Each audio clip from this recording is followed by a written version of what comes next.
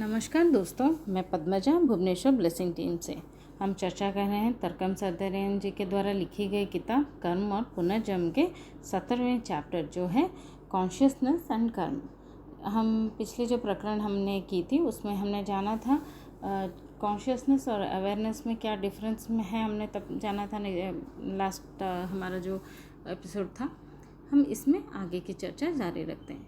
लेखक लिखते हैं, जो भी इंसान एक निश्चित मात्रा में एक जागरूकता विकास करता है उसे अपनी पिछली ज़िंदगी को देखने का कैपेबिलिटी उसमें आता है।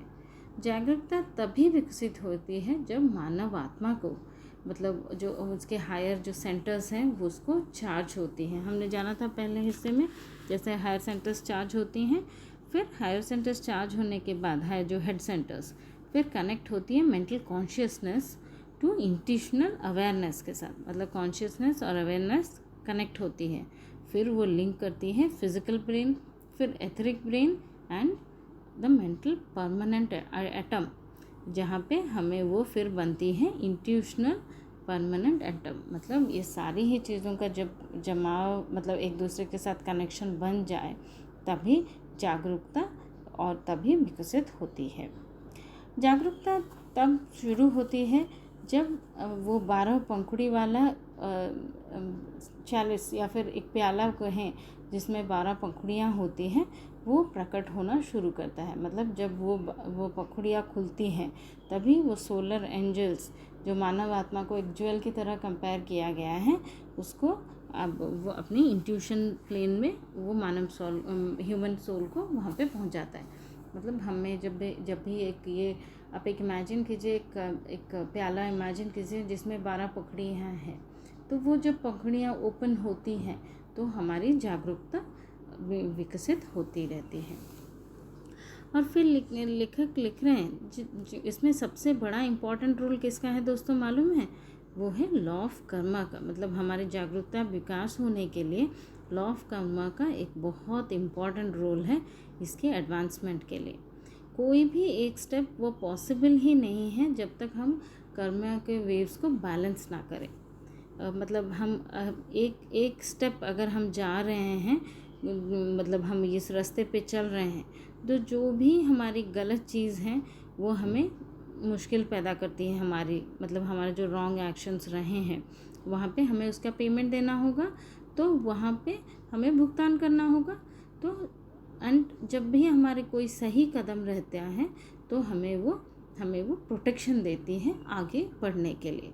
तो सही और गलत चीज़ों का वो मानवीय उपाय में अब तक तो हम जान चुके हैं कि ये हमारे हिसाब से कैलकुलेट नहीं होता, ये सारे ही मतलब उसके जो कर्मा का सिस्टम के हिसाब से ही कैलकुलेशन होता है। कब आएगा, कैसे आएगा, ये अब तक हम जान चुके हैं जो सब पिछले 16 चैप्टर्स में कि कर्मा किस तरह से आता है।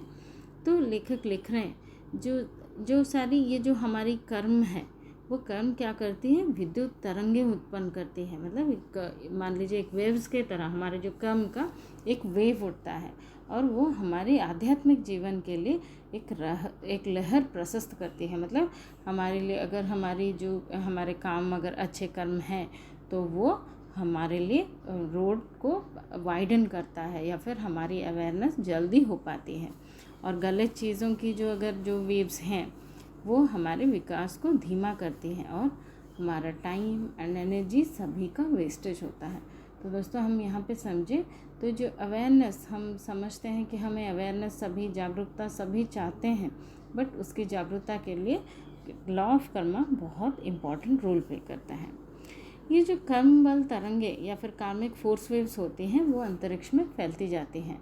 मान लीजिए मेरा कोई एक्शन हुआ तो वो वेव्स अभी हमारे जो यूनिवर्स में चला गया, और जब वो कुछ क्षेत्र जाते हैं, मतलब कुछ टाइम तक वो ट्रैवल करते हैं, कहीं पे अटकते हैं, फिर वो हम मेरे पास ही वापस आते हैं, क्योंकि उसका क्रिएटर मैं ही हूँ, क्योंकि वो वेव्स मैंने की है, तो वो वापस मेरे पास ही आती है। कभी कभी मेरे सारे ही कर्म एक साथ वापस आती हैं, या कभी कभी अलग अलग भी आती हैं। और जो हमारे अच्छे कर्म है उसकी वेव्स निकलती हैं और बुरे कर्म के वेव्स निकलती हैं। कई बार ये दोनों एक साथ भी आ सकती हैं। मतलब वो तो कर्मा का सिस्टम, उनका जो कंप्यूटर सुपर कंप्यूटर जैसा है, मान लीजिए वहाँ पे जैसा ये हमारे लिए निश्चित किया गया है या निर्धारित समय पे निर्धारित चीज़ें हमें मिलती है, उस हिसाब से ये चलता रहता है। और ये जो तरंगे हमारा क्या क्या हमारा इन्फ्लुएंस करता है, हमारे कर्म को इन्फ्लुएंस करता है, हमारे भावनाओं को, हमारे विचारों को, इसका कारण मतलब इसका कारण बनती है। ये जो चीज़ें जो इन्फ्लुएंस कर रही हैं, ये हमारे थॉट्स, इमोशंस, डीड्स, हमारे सारे ही चीज़ों को इन्फ्लुएंस करती हैं। और ये हर कर्म का अपना अपना अलग शेड है, मतलब ये जो वेव्स का निकल रहा है वापस आ रहा है, इसका अपना अपना शेड्स है। जो वाइट मतलब हमें मान लीजिए जो अच्छे कर्मों का हम बात की, मान लीजिए वाइट वेव्स निकले, अगर हम डिस्टिंग्विश करने के लिए कहें तो हमारे जो अच्छे कर्म, हमारे अच्छे सोच, अच्छे विचार जो भी रहे हैं, उसके वाइट वेव्स निकले तो वो बहुत फास्ट ट्रैवल करते हैं और काफ़ी दूर तक जाते हैं। पर जो काले वेव्स हैं, मतलब जिसके हमें हमारी जो लो फ्रिक्वेंसी की, हम जानते हैं जब हम कोई नेगेटिविटी की तरफ जाते हैं तो हम क्या करें, हम एक लो फ्रिक्वेंसी में एडजस्ट हो रहे हैं। जब हमारे पास वो लो फ्रिक्वेंसी में हम हो जाते हैं तो वो क्या करता है, वो ज़्यादा दूर ट्रैवल नहीं करता है, क्योंकि वो वेव्स बड़े बड़े रहते हैं तो वो ज़्यादा दूर ट्रैवल नहीं करता है। और वो हमारे जो फिज़िकल एग्जिस्टेंस में वो हमारी वो वहाँ पे धक्का खा के हमारे फिज़िकल एग्जिस्टेंस को आता है। मतलब ये जो वेव्स आ रही हैं, हम अगर समझें तो ये सिर्फ जो हमारी जो भौतिक अस्तित्व को ही प्रभावित करती है ऐसा नहीं है, हमारे जो सूक्ष्म अस्तित्व है या जो हमारी एथरिक बॉडी है, हमारी इमोशनल बॉडी है, मेंटल बॉडी, सभी को ये अफेक्ट करती है। तो उस हिसाब से हमारे जब एडवांसमेंट के लिए ये सब रोड़े अटकाती हैं। तो जिनको जागरूकता की तरफ जाना है तो कम से कम काली तरंगें उत्पन्न होनी चाहिए और अधिक सफ़ेद तरंग उत्पन्न करेंगे, तभी हमारी एडवांसमेंट हो सकती है। और ये हम जानते हैं लव, लाइट एंड सर्विस, इसमें जब हम यही फील्ड में हम अपने आप को, हमारे थॉट, हमारे स्पीच, हमारे एक्शन को हम जब उस डायरेक्शन में हम चलाते हैं, मतलब लव, प्यार, लाइट एंड सेवा, ये जो तीनों चीज़ों के लिए अगर हम अपने आप को नियोजित करते हैं तो हमारी बुद्धि में वृद्धि होती है, मतलब हमारे इंटेलेक्ट को, और उसमें एडवांसमेंट होता है। हमें ज़्यादा अमाउंट का क्या बात करें, मतलब जैसे कहें तो एक हमारी हम वाइज बनते हैं। और ऐसा जीवन बड़ी मात्रा में सफ़ेद तरंगों को संतुलित करता है और कई अंधेरी तरंगों को भी नष्ट कर देता है। अगर हम ये 3 फील्ड में हैं, लव, लाइट एंड सर्विस के फील्ड में हैं, तो ये हमारे बड़े बड़े वाइट वेव्स को वो रेडिएट करता है बहुत सारा ग्रेट अमाउंट में, और वो हमारे काले जो वेव्स हैं उनको वो बैलेंस कर देता है। और हमारे वाइट वेव्स हमारी रेस्क्यू के लिए आते हैं जब हमारा कोई डार्केस्ट टाइम चल रहा है या फिर बहुत अंधकार में होते हैं, जब हम तकलीफ़ में होते हैं, जब हम वो सफ़रिंग में होते हैं, हमारे कर्मों का सफ़रिंग में होते हैं, उस समय ये हमारी ये जो कर्म रहता है, सर्विस है, लव है, लाइट है, किसी के ज़िंदगी को हम अगर कुछ लाइट दे पा रहे हैं, कुछ उसके ज़िंदगी में रोशन कर पा रहे हैं, तो हमें वो सब, उन सब का फल हमें इन सब को क्लियर करने में मौका देता है। मतलब वो डार्क जो फेज़ है हमारा, कोई जो डार्केस्ट फेज़ होता है हमारे लाइफ में, उस समय वो हमें साथ देते हैं। और in the mechanics of space कोई भी एक भी single ray of love, light और सर्विस लॉस्ट नहीं होता है, मतलब कब कोई भी कहीं पे भी खो नहीं जाता है। हर तरह का जो भी हमारा एक्शन है वो हमेशा ही रहता ही है। और हमारे जो इसका जो इसमें से बहुत सारी ग्रेट अमाउंट ऑफ एनर्जी निकलती है जो हमें एनलाइटन करती है हमारे माइंड को। Specially in the time of need. मतलब इसको अगर हम समझे तो कभी कभी हम देखिए, कभी कभी हम लो फ्रिक्वेंसी में सेट हो जाते हैं, कोई नेगेटिव इमोशंस के साथ हैं, तो हमें नेगेटिविटी मिल रही है हमारे कर्मों के वजह से, पर इग्नोरेंस के वजह से हम क्या कर रहे हैं, वापस उसी ट्रैप में घुस रहे हैं, उसी ट्रैप में हम और नेगेटिव चीज़ें कर रहे हैं, तो हम उसमें से बाहर नहीं निकल रहे। लेकिन पहले के अगर हमारे कुछ अच्छे कर्म रहे होंगे तो हमें वो समझ मिलती है कि ये एक हमारे कर्म का नतीजा है, जो इफ़ेक्ट है हम फेस कर रहे हैं, और हमारे ये जो हमारी इस टाइम की नीड क्या है, हम अपनी जो इंटेलेक्ट को ज्ञान के द्वारा इस सिचुएशन को फेस करें। ये तो ज्ञान की वृद्धि उसी में से होती है। हमारी ये जो कर्म है हमारी ज़रूरत के समय पर हमारे काम आती है। और जो डार्क वेव्स है या जो काले तरंगे हैं, वो हमारे जो एडवांसमेंट में के लिए बाधा के रूप में काम करता है।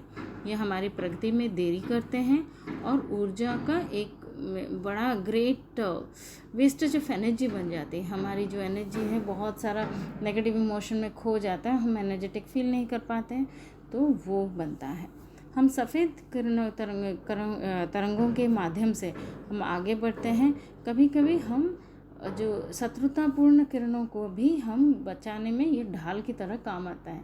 जब हमारे पास कोई एक हॉस्टाइल, मान लीजिए एक एनवायरनमेंट है जहाँ पे हमें मुश्किल फेस करना है, फिर हमारे एडवांसमेंट उसमें हम अपनी वही ये जो लाइफ में ही खो के रह जा रहे हैं, इसी इमोशन के साथ ही बह रहे हैं, तो इन दैट केस हमें ये एनर्जी प्रोवाइड करती है या फिर एक शील्ड की तरह काम करती है। जैसे जैसे जो ह्यूमन सोल आगे बढ़ती है उसे अंधेरा और सफ़ेद कम की तरंगों से गुजरती है, और प्रत्येक चरण में उसका परीक्षण किया जाता है। मतलब एवरी टाइम ऐसा मत सोचिए कि हमने एक बार किसी चीज़ के ऊपर हम ओवरकम कर लिए, मतलब मान लीजिए मैंने कोई डर है, डर के ऊपर मैंने जीत हासिल कर ली, या फिर मैंने अपना ग्रीड के ऊपर जीत हासिल कर ली। हो सकता है हम ऐसा सोचते हैं, पर हमारी टाइम टू टाइम टेस्ट होती है। जब हमारे पास ऐसे कोई सिचुएशंस आते हैं, देखेंगे दोस्तों, भले ही हम आध्यात्मिक या स्पिरिचुअलिटी में जीवन में हैं, फिर भी हमारे पास ऐसे सिचुएशंस आएंगी जिसमें कि हमें फिर वो डिसीजन लेना होता है कि क्या करना है। अब या तो वो नेगेटिविटी में गिव इन करेंगे या पॉजिटिविटी के साथ उसमें से बाहर निकलेंगे, तो वो हमारा टेस्ट होता है।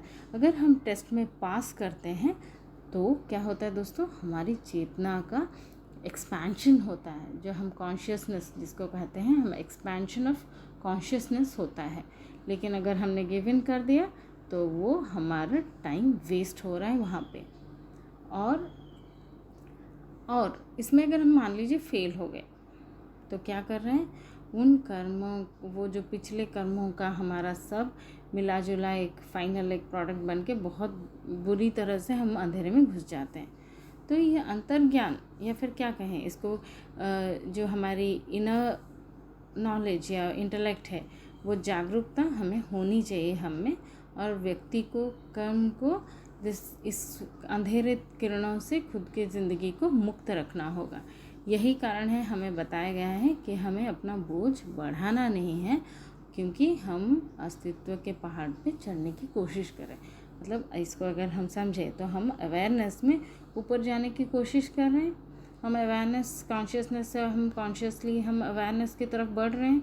तो इस समय जो काली तरंगे हैं या फिर हमारी जो बैड एक्शंस है, जो बैड कर्मास हैं हमारे, वो हमारे लिए रोड़े अटका रहे हैं। या फिर हमें जो हम जब अगर कोई पहाड़ में चोटी की चढ़ाई कर रहे हैं तो हमारे रास्ते में वो कांटा सब क्रिएट हो रहा है, तो वो बोझ हमें बढ़ाना नहीं है।